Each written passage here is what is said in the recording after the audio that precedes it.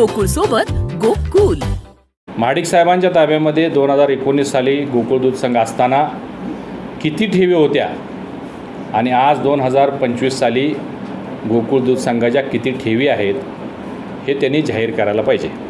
आणि हे स्वतः जाहीर करावं, कुठल्या चमच्यांच्या मार्फत जाहीर करू नये. दुसरं, गोकुळच्या निवडणुकीमध्ये त्यांचा एक मुद्दा होता की दूध, वासाचं दूध बाजूला काढलं जातं, ते वासाचं दूध आम्हाला परत द्या. तुमच्या लक्षात असेल हा मुद्दा त्यांनी खूप गाजवला होता. म्हणजे प्रत्येक जनरल मीटिंगला सुद्धा बाहेर ते गोंधळ घालायचे लोक आणून.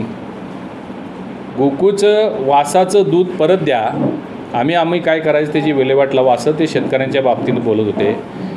आता 4 वर्ष होत आलेले आहेत, किती वासाचं दूध आजपर्यंत तुम्ही परत दिलं हे त्यांनी जाहीर केलं पाहिजे.